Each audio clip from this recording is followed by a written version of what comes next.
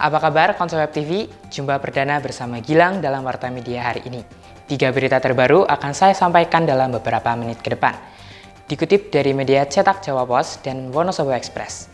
Jangan lupa subscribe dulu official Wonosobo TV. Berita pertama, Wonosobo naik Fashion Carnival, usung warisan budaya, incar kelas dunia.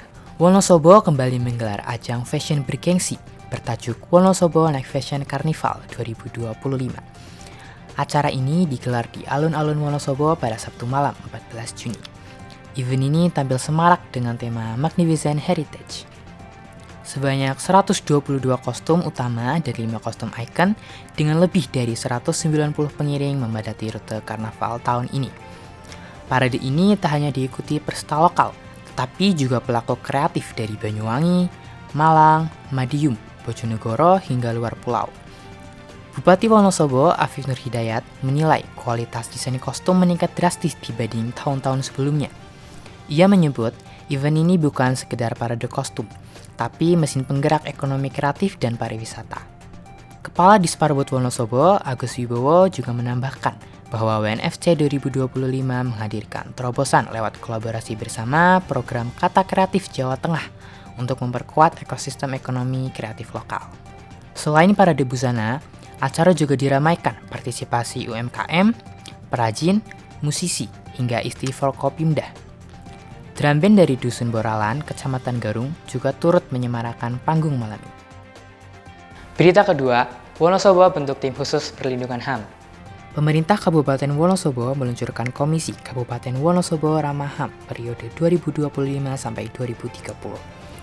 Pelantikan yang dilakukan di halaman pendopo Kabupaten Wonosobo ini menandai komitmen kuat Pemkab untuk memastikan hak asasi manusia terlindungi dalam setiap aspek pembangunan. 7 anggota komisi yang baru dilantik akan mengawasi dan memastikan pembangunan di Wonosobo menjunjung tinggi nilai-nilai kemanusiaan, kesetaraan, dan keadilan sosial. Bupati Wonosobo, Afif Nur Hidayat, menekankan bahwa pembangunan di Wonosobo tidak hanya mengejar pertumbuhan ekonomi, tetapi juga harus meningkatkan kualitas hidup masyarakat. Oleh karena itu, pendekatan pembangunan berbasis HAM menjadi sangat penting. Beliau juga menyampaikan capaian opini wajar tanpa pengecualian sebagai bukti komitmen terhadap transparansi dan akuntabilitas pengelolaan keuangan daerah. Komisi ini nantinya akan berperan penting dalam mengawasi berbagai program pembangunan dari tahap perencanaan hingga evaluasi. Fokusnya adalah memastikan terpenuhinya hak-hak dasar warga, khususnya kelompok rentan seperti anak-anak, lansia, dan penyandang disabilitas. Mereka juga akan berupaya menangani isu-isu seperti pengentasan kemiskinan dan akses layanan publik yang inklusif. Berita ketiga, teguhkan komitmen persatuan dan toleransi.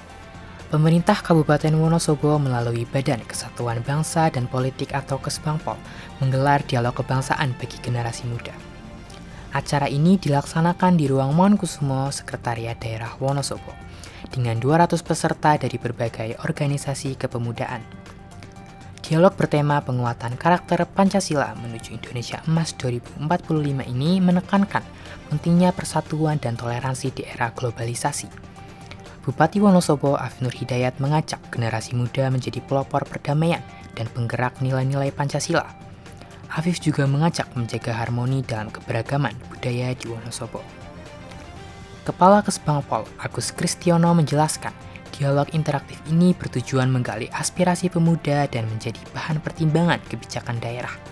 Tidak hanya itu, dengan menghadirkan narasumber dari akademisi, tokoh masyarakat, dan TNI Polri, diharapkan turut memberi wawasan kebangsaan dan bahaya radikalisme. Pemerintah juga berharap kegiatan ini dapat membentuk generasi muda yang kritis, kreatif, dan tangguh secara ideologis.